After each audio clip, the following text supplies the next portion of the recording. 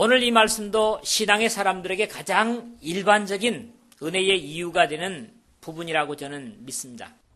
세상의 모든 사람은 근심을 면할 길이 없는 것 같습니다. 심지어 곤란 중에 있는 욥은 고백해서 이르기를 여인에게서 난 사람은 사는 날이 적고 괴로움이 가득하며 욥기서 14장 1절에서 욥은 그렇게 탄식을 합니다. 고라의 자손들은 하나님께 슬픔으로 노래하기를 대저 나의 영혼에 곤란이 가득하며 나의 생명은 음부에 가까워 싸우니 시편 88편 3절에 그런 고백을 찬양으로 드리고 있습니다. 이는 다 죄 아래 나서 죄를 지으며 살 수밖에 없는 인생들의 진실한 고백이라고 여겨집니다. 그러나 확실한 천국 백성들의 다른 점이 바로 염려를 다 주님께 맡기고 감사로 사는 것입니다. 빈 들판에서도 수많은 군중들의 먹는 문제를 해결해 주시는 주님의 귀하신 능력의 역사를 옆에서 경험했던 베드로는 질병에 일평생을 괴롭게 살다가 주님으로부터 고침을 받는 많은 사람들을 옆에서 지켜봤던 베드로는 이렇게 권고를 합니다. 너희 염려를 다 주께 맡겨버리라. 이는 저가 너희를 권고하심이니라. 베드로 전서 5장 7절에 염려는 우리의 차지가 아니다. 주님께 맡겨야 된다. 이런 권면을 믿음의 사람들에게 주고 있는 것을 듣습니다. 이 말씀은 역시 바로 앞에서 우리가 지난주에 상고했던 한 사람이 두 주인을 섬기지 못할 것이니 혹 이를 미워하며 저를 사랑하거나 혹 이를 중히 여기며 저를 경히 여김이라. 너희가 하나님과 재물을 겸하여 섬기지 못하느니라 하는 24절의 말씀을 전제로 합니다. 그래서 오늘 말씀이 그러므로 라고 시작되고 있는 것이죠. 이름이 천국 시민이라면 하나님의 자녀다운 모습이 있어야 하는데 그것은 하나님을 온전히 신뢰하며 흔들림이 없는 의연한 모습이 있어야 한다는 경계이기도 합니다.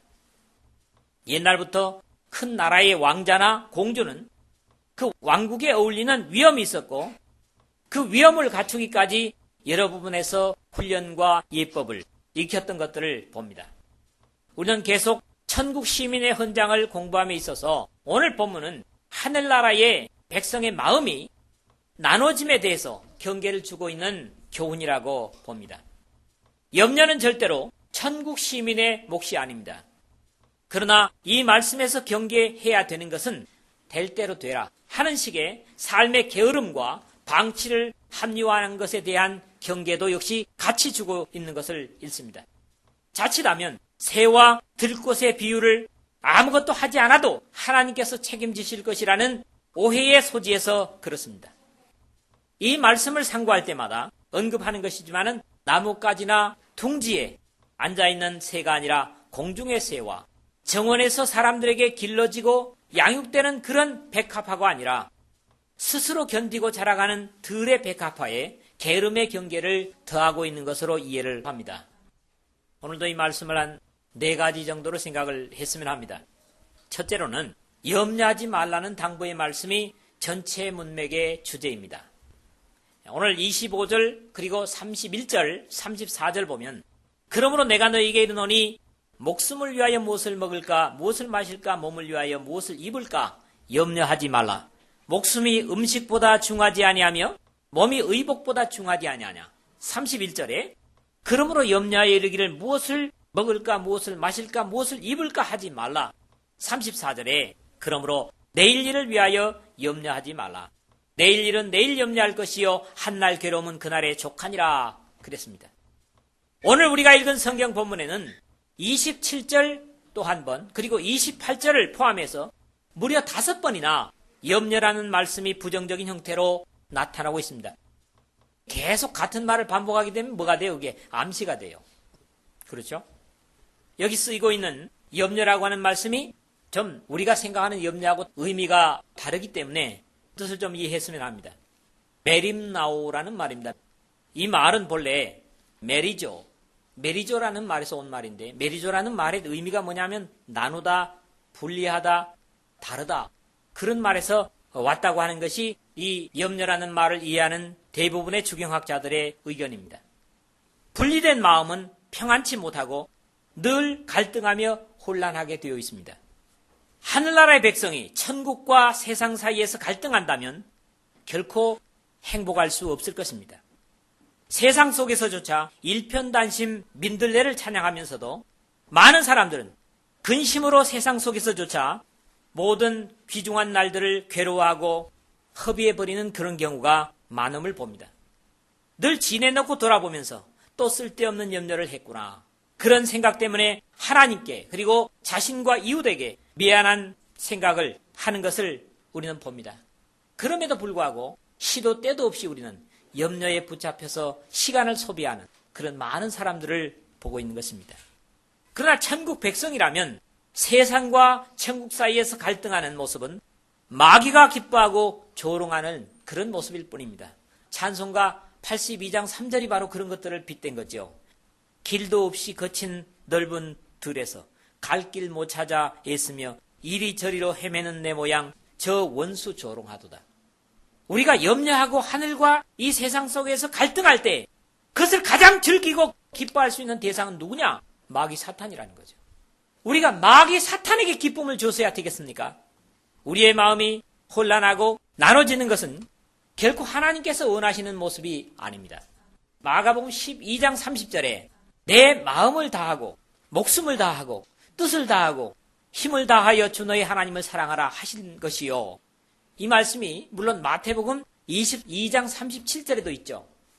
우리의 가진 모든 것을 모아서 하나님을 사랑하는 것에 집중해야 하는 것이 바로 천국 백성의 삶의 모습이어야 한다고 하는 계명의 가르침입니다.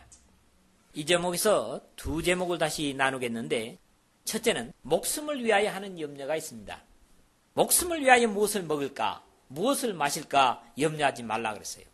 이 세상에서 가장 귀하게 여기는 것이 목숨입니다. 물론 여기 목숨은 영적인 생명을 의미하는 것이 아니라 동물과 같은 육신의 생명을 의미하는 호흡을 얘기합니다. 푸시케라고 쓰여졌기 때문입니다. 대부분의 사람들이 가장 많이 염려하는 것은 이 목숨을 잃는 것입니다. 그렇죠? 그래서 주님께서 이 땅에 오셔서 십자가를 지신 것은 또 죽기를 무서워함으로 일생에 매여 종노릇하는 모든 자들을 놓아주려 하심이니 라고 히브리서 기자는 고백을 하고 있습니다. 모든 사람들이 죽는 것을 가장 두려워하면서 살기 때문에 거기서 자유케 하기 위해서 예수님께서 대신 십자가의 죽음을 당하셨다. 그런 말씀이거든요. 성도라고 하는 하나님의 백성 중에서 영적인 생명을 잃는 것을 목숨을 위한 염려만큼 할 수 있다면 얼마나 좋을까 하는 안타까운 마음을 갖게 됩니다. 이미 천국 백성의 목숨은 이는 너희가 죽었고 너희 생명이 그리스도와 함께 하나님 안에 감추었음이니라. 우리 생명이신 그리스도께서 나타나실 그때에 너희도 그와 함께 영광 중에 나타나리라. 골로새서 3장 3절에 4절 그렇게 증거하는 것처럼 결코 어떤 세력도 하나님 안에 감추어진 우리의 생명을 우리에게서 빼앗을 수 없다는 분명한 약속을 가지고 있는 사람들이 바로 그리스도인입니다. 그러므로 성도라면 목숨을 위한 염려를 하는 대신에 영혼을 위해서 전력 투구해야 하는 사람들입니다. 내 영혼이 하나님 앞에서 흐트러질까? 이것을 염려해야 되는 사람, 그 사람들이 바로 여러분이요 성도라고 하는 말씀입니다. 또 우리가 목숨을 잃지 않기 위해서만 산다면 그렇게 안달하지 않아도 그런 대로 살 수가 있을 것입니다. 목숨을 위하여 무엇을 먹을까, 무엇을 마실까 보다는 더 좋은 것을 먹고 마시기 위해서 싸우는 일들이 우리의 세계에서는 더 많기 때문에 문제입니다. 단순히 먹고 마시는 것에 만족할 수 있다면 이런 추한 싸움들은 그만둬도 된다. 그런 말씀 아니겠습니까? 두 번째 뭡니까? 염려하는 게 몸을 위하여 염려하는 겁니다. 몸을 위하여 무엇을 입을까 염려하지 말라 그랬어요. 몸이 추위와 더위를 견디기 위해서 입을 것을 찾는 단순함보다 우리 시대의 사람들은 남들에게 자랑할 만한 것을 입기 위해서 경쟁하고 싸웁니다. 여기 몸을 위하여라는 표현은 사람이 입을 수 있는 영광을 의미하는 것으로 보는 것이 나중에 비유해서 솔로몬의 영광으로도 입은 것이라는 표현을 통해서 이해할 수 있습니다. 저는 그렇게 이해를 했습니다. 천국 백성들은 누구나 예외 없이 예수 그리스도의 십자가의 벌거벗은 수치로 인해서 하나님의 자녀의 영광을 입게 되었고 세상의 어떤 영광보다도 영원한 하늘의 영광을 덧입을 것에 대한 약속에 더 철저할 필요가 있습니다. 대부분의 사람들의 염려는 죽을까봐 염려하는 것이고 세상에서보다 나은 영광을 입기 위해서 염려하고 있다는 사실입니다. 그러나 기도의 영광을 덧입기 위해서 기대하는 우리에게 세상의 어떤 것으로 그보다 더 귀한 것을 입을 수 있을까? 세상에서 어떤 것이 기도의 영광으로 입는 것보다 더 귀한 것이 있을까? 그런데도 우리는 세상 속에서 나의 영화를 사람들에게 나타내기 위해서 입고자 하는 싸움들을 하고 있다고 하는 사실입니다. 믿음의 사람들은 하나님의 아들로서 영광, 딸로서 영광을 사모하는 영적인 자세를 흐트러뜨리지 말아야 될 것입니다. 세상에서 좋은 것 먹고 많이 먹고 그리고 좋은 것 입는 이것 때문에 하는 싸움이 하늘의 신령한 것을 위해서 싸우는 싸움보다도 사실 우리 믿음의 사람들에게도 더 많은 데 문제가 있다고 하는 것이죠. 이런 것에서 초연할 수 있다면 하나님께서 먹을 것을 노력하는 대로 공급하시고 입을 것을 필요에 따라 주신다고는 확신 가지고 천국을 덧입기를 날마다 간절히 더 소망하는 저와 여러분 되시기를 주의 이름으로 부탁을 드립니다. 두 번째로 우리가 여기서 생각하는 것은 가장 사실적인 비유를 주고 계신다고 하는 사실입니다. 26절 그리고 그것을 28절에서 30절에 조금 더 설명을 부가적으로 하고 있는 내용을 보는데요. 공중의 새를 보라 심지도 않고 거두지도 않고 창고에 모아 들이지도 아니하되 너희 천부께서 기르시나니 너희는 이것들보다 귀하지 아니하냐. 28절 또 너희가 어찌 의복을 위하여 염려하느냐. 들의 백합화가 어떻게 자라는가 생각하여 보라. 수고도 아니하고 길쌈도 아니하느니라. 그러나 내가 너희에게 말하노니 솔로몬의 모든 영광으로도 입은 것이 이 꽃 하나만 갖지 못하였느니라. 오늘 있다가 내일 아궁이에 던지우는 들풀도 하나님이 이렇게 입히시거든. 하물며 너희일까 보냐 믿음이 적은 자들아. 그렇게 기록이 되고 있습니다. 먼저 비유가 뭡니까? 공중의 새를 보라 하는 겁니다. 26절 상반절이죠. 우리는 알을 낳고 품어서 새끼를 까고 그 새끼들이 자라기까지 부지런히 먹이를 구하는 새들의 모습도 또는 계절 따라 이동하는 높은 하늘의 철새들을 보기도 합니다. 새들조차도 하나님께서 먹고 키우고 살릴 수 있는 그런 힘을 주고 계시는 것을 봅니다. 제비는 결코 다음 해를 염려하지 않습니다. 그럼에도 불구하고 다음 해에 어김없이 그 자리에 알을 까고 새끼를 기르는 그런 모습을 볼 수가 있죠. 제주도에서 경험한 일입니다만은 어떤 경우에는 사람들의 농사를 통째로 망쳐버리기도 하지만은 그 새들의 사는 모습에서 많은 것을 배우게 됩니다. 제주도에 유채를 갈아 넣잖아요. 그러면 이 기러기들이 철 따라 날아가다가 그 기러기 떼가 한꺼번에 앉으면 그 밭은 모조리 못 쓰게 돼버리는 거예요. 막 나는 그 유채들을 전부 다 기러기 떼들이 그냥 먹어버려요. 그렇기 때문에 요즘은 제주도에 어떤 현상이 있냐 하면 유채를 갈아놨고 싹이 나면 그물을 위에다 칩니다. 새들이 못 앉도록 그렇게까지 하는 것을 보는데요. 하여튼 그래도 하나님께서 그놈들을 키우신다. 그런 의식 보면 그 신통하기 이를 데 없죠.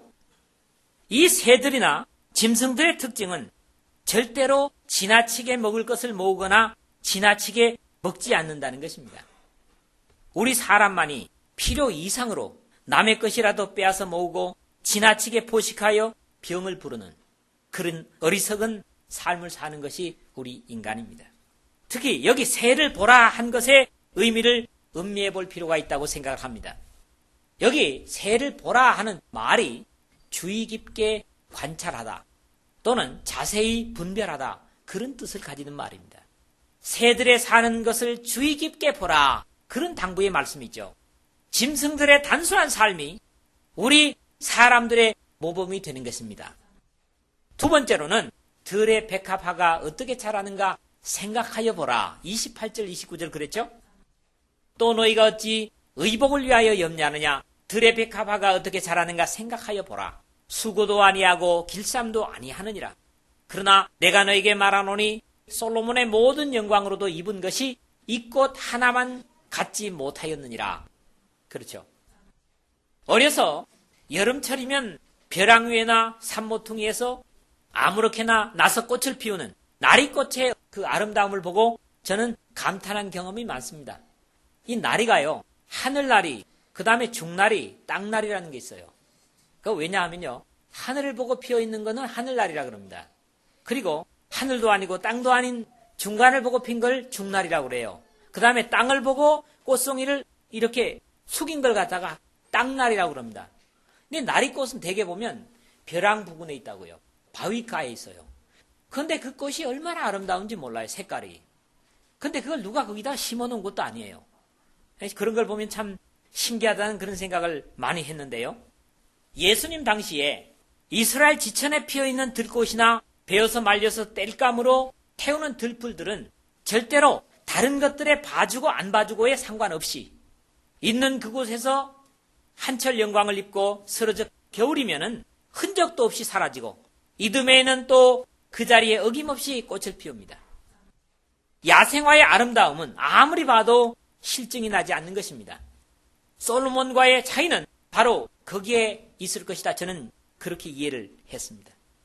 솔로몬의 영광은 최고의 인간의 힘의 결집이라면 들꽃의 아름다움은 사람의 손으로 키워진 것이 아니라는 차이인데, 주님은 솔로몬의 최고로 갖춰 입은 영화가 자연스러운 들꽃에 비길 바가 못 된다고 그렇게 말씀을 하고 계신 것입니다.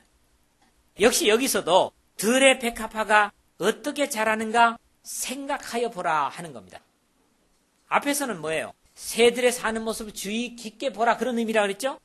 여기는 생각하여 보라, 그런 말인데, 이 말이 본래 철저하게 배운다 또는 주의 깊게 생각한다, 그런 의미를 가진 낱말입니다. 우리가 스스로 챙겨 입을 수 있는 영광보다는 하나님께서 입혀주시는 영광을 사모할 수 있다면 역시 주님이나 사람들에게 실증내지 않은 삶을 구현할 수 있을 것이다. 그런 확신을 이 말씀은 우리에게 보여줍니다. 세 번째, 이 제목에서 내용은 뭡니까? 믿음이 적은 자들아 그랬어요. 30절에 오늘 있다가 내일 아궁이에 던지우는 들풀도 하나님이 이렇게 입히시거든 하물며 너희일까 보냐. 믿음이 적은 자들아. 그렇죠. 자연에 떨어진 한 톨의 씨앗을 입히시는 하나님이시라면 그분의 형상을 회복한 우리 하늘의 백성에게야 얼마나 더 관심을 가지고 계시겠느냐는 겁니다. 하나님의 백성들임에도 불구하고 믿음의 크기는 다 다른 것을 성경은 여러 곳에서 말씀하고 주님께서도 역시 말씀을 하십니다. 주님은 자신이 개 취급을 당하면서도 끝까지 주님의 은혜를 구하는 수로보니게 여인을 향해서 이에 예수께서 대답하여 가라사대 여자여 내 믿음이 크도다 내 소원대로 되리라 하시니 하는 마태복음 15장 28절의 내용을 봅니다. 하나님을 바로 배우지 못한 사람이었지만은 내 믿음이 크다 이렇게 칭찬하시는 모습을 볼 수 있고요. 종을 위해서 주님께 간청했던 백부장을 향해서도 예수께서 들으시고 저를 기이 여겨 돌이키사 좇는 무리에게 이르시되 내가 너에게 노니 이스라엘 중에서도 이만한 믿음을 만나보지 못하였노라. 누가복음 7장 9절에 그렇게 칭찬하셨던 것을 우리가 읽을 수 있습니다. 그런가 하면 변화산 밑에서 귀신 들린 아이와 씨름하고 있는 제자들을 향하여는 가라사대 너희 믿음이 적은 연곤이라. 마태복음 17장 20절에 그렇게 책망하시는 것도 봅니다. 믿음이 적은 사람들이 목숨을 잃을까 두려워하고 땅의 영광을 입는 데만 온 힘을 소모하게 된다는 말씀입니다. 우리 모두가 큰 믿음 가짐으로 먹고 입는 문제보다 더 큰 하늘의 영광을 위해서 사는 큰 믿음의 소유자들이 되시기를 주의 이름으로 축원을 드립니다. 크게 세 번째로 이 말씀에서 생각하고자 하는 것은 우리는 효과 없는 불필요한 염려들을 많이 하고 있다 하는 겁니다. 27절, 32절, 34절입니다. 너희 중에 누가 염려함으로 그 키를 한 자나 더할 수 있느냐? 이는 다 이방인들이 구하는 것이라 너희 천부께서 이 모든 것이 너희에게 있어야 할 줄을 아시느니라. 그러므로 내일 일을 위하여 염려하지 말라. 내일 일은 내일 염려할 것이요 한날 괴로움은 그날의 족하니라 그랬어요. 여기도 몇 가지를 생각하는데 첫째는 우리가 염려함으로 가능한 것은 아무것도 없다. 그런 말씀이죠. 27절에 너희 중에 누가 염려함으로 그 키를 한 자나 더할 수 있느냐? 제가 염려해서 컸다면 이보다 더 컸겠죠. 여기 키라고 쓰여지는 표현이 무슨 말이냐 하니까 헬리키아라는 말입니다. 헬리키아라는 말인데 이 말이 신약성경에 8번 나와요. 본문과 누가복음 2장 52절, 누가복음 12장 25절, 그리고 19장 3절에서는 바로 우리의 키를 얘기하는 겁니다. 그 다음에 요한복음 9장 21절과 23절, 에베소서 4장 13절에는 장성했다고 하는, 그리고 히브리서 11장 11절에는 나이를 얘기합니다. 여기선 다 영어로서는 age로 번역이 됩니다. 그러니까 시간이라고 하는 의미로 이해를 한다는 거예요. 그러므로 이 말은 단순한 우리의 키 크는 문제가 아니라 우리의 생명을 염려함으로 한치라도 늘릴 수 있느냐. 그래서 영어에는 그렇게 됐어요. 요즘 늘어나는 바지를 스팸 바지라 하죠. 그 표현을 꼭 같이 썼어요. 너희가 염려함으로 생명을 스팸 바지처럼 조금 이제 늘릴 수 있느냐. 이런 의미로 쓰여지고 있더라고요. 상당히 재미있는 표현이라고 봅니다. 사람은 아무리 염려해도 몇 초 동안의 시간도 생명을 연장할 수 없습니다. 이것이 우리 인간의 염려의 무용성을 가르치는 표현이라는 거죠. 두 번째는 뭡니까? 염려하는 것은 불신자들의 몫이다. 그런 말씀을 하고 있죠. 천국 백성이라고 하면서 믿음의 사람들이 이런 걸 가지고 염려한다면 하나님의 먹여주시고 입혀주심을 바라고 최선을 다하지 못하는 것은 예수 그리스도 밖에 불신자들의 모습이라는 경계를 주고 계시면서 결코 주님을 실망시키지 말 것을 당부하고 계신 것입니다. 그것은 불신자와 다름이 없다. 극단적인 비유로 그렇게 말씀을 드릴 수 있는 겁니다. 세 번째는 뭡니까? 하나님께서 우리의 사정을 잘 아신다는 겁니다. 하나님께서는 이 우주의 구석구석, 어느 별, 어느 구석까지도 우리 각자의 머리카락까지도 모두 세고 계시는 분이라고 성경은 그렇게 표현을 합니다. 우리 자신들은 우리의 머리카락 수를 모르지만 하나님은 여러분 각자의 머리카락 수를 세고 계십니다. 세수를 하고 머리를 감을 때마다 아무개야 내 머리카락이 오늘 몇 개가 빠졌구나. 우리는 그냥 욕실 바닥에 흐트러져 있는 머리카락을 주워가지고 쓰레기통에 넣었는데 하나님은 그것까지도 알고 계시다. 얼마나 감사합니까? 그 주님의 은혜와 능력을 우리 것으로 누리기 위해서 우리가 할 수 있는 것은 아무것도 없습니다. 단순히 그리고 철저하게 주님을 믿고 순종하기만 하면 됩니다. 믿습니까? 네 번째는 미래에 대한 염려인데요. 내일에 대한 염려는 내일이 하게 하라. 마지막 부분에 34절에 그렇게 돼 있어요. 이 말씀 역시 내일을 염려하게 하라는 말씀입니다. 영어에서는 아주 구체적으로 그렇게 돼 있습니다. 한 몇 초 후의 뒤도 예측할 수 없는 것이 우리 인간이면서도 잘못된 영혼을 사모하는 까닭에 자신이 상하는 일들이 얼마든지 있기 때문에 주님께서 이런 당부를 주시고 계시는 겁니다. 우리는 내일을 위해서 계획을 하고 하나님 앞에 기도할 필요는 있습니다. 그러나 내일의 주인은 우리가 아니라 주님이시라는 거죠. 그렇기 때문에 내일 염려는 너가 할 몫이 아니고 내일 자신이 하도록 하라. 이렇게 주님은 권고를 주시는 겁니다. 마지막 크게 네 번째로 염려 대신 해야 할 것을 일러주십니다. 그게 33절이죠. 너희는 먼저 그의 나라와 그의 의를 구하라. 그리하면 이 모든 것을 너희에게 더하시리라. 이 천국 시민의 헌장이라는 산상보훈의 주제이면서 염려하지 말라는 당부의 결론의 말씀입니다. 하나님의 말씀은 하지 말라는 경계가 있는가 하면 다른 면에서는 반드시 하라는 당부가 이어지고 있습니다. 이러한 표현을 바울 사도가 가장 적절히 가르치고 있는 부분을 한 군데 소개하면 아무것도 염려하지 말고 오직 모든 일에 기도와 간구로 너희 구할 것을 감사함으로 하나님께 아뢰라. 우리가 읽은 말씀과 똑같죠? 빌립보서 4장 6절의 말씀이라고요. 이 부분도 두 가지로 정리하고 마치겠는데요. 그의 나라와 그의 의를 구하라 하는 겁니다. 첫째는요. 너희는 먼저 그의 나라와 그의 의를 구하라 그랬는데 세상에서 먹고 입는 문제를 결코 도외시하는 것이 아닙니다. 하나님이 아신다고 그랬잖아요. 왜냐하면 우리는 다 육신을 입고 땅에 있기 때문입니다. 그러므로 먹는 일, 입는 일을 신경 쓰지 말아라 하는 것이 아니라 그것보다 먼저 구해야 할 것이 있는데 그것이 곧 그의 나라와 그의 의를 구하라는 것이고 이런 하늘 백성의 바른 삶의 자세의 주님은 우리의 모든 필요를 채우시겠다고 약속하십니다. 마치 솔로몬이 하나님께서 너는 내게 구하라 반드시 이루어주겠다 하셨음에도 불구하고 많은 맡겨진 백성들의 바른 판결을 위해서 지혜를 구했더니 부와 명예도 함께 주신 것과 같은 원리로 이 말씀을 이해할 수 있습니다. 열왕기상 3장이 그렇죠? 우리가 믿음으로 언제나 하나님의 나라와 십자가의 의를 구하기만 한다면 우리 신상의 필요는 모두 하나님의 차지가 되는데도 우리는 믿음이 부족해서 늘 그렇지 못하는 안타까운 모습을 가지고 있을 때가 많다는 사실입니다. 이 제목의 두 번째로는 우리 일상에 필요한 모든 것은 주님께서 마련하시겠다는 약속입니다. 그리하면 이 모든 것을 너희에게 더하시리라. 그런데 여기 그리하면은 조건입니다. 그리하면은 하나님으로부터 복을 내가 가져오는 통로라는 거죠. 어떤 명령을 하시고 반드시 그 뒤에는 그리하면이라는 게 있습니다. 그리하면 하는 조건 하에서 이 모든 것은 우리 모두의 일상의 삶에 필요한 것들입니다. 특히 여기 더하시리라 그랬거든요. 이 더하시리라는 말이 누구에게 무엇을 주다 또는 누구누구에 무엇을 공급하다, 제공하다 그런 말씀인데요. 성경의 같은 전례를 찾아보면 공교롭게도 창세기 22장 8절입니다.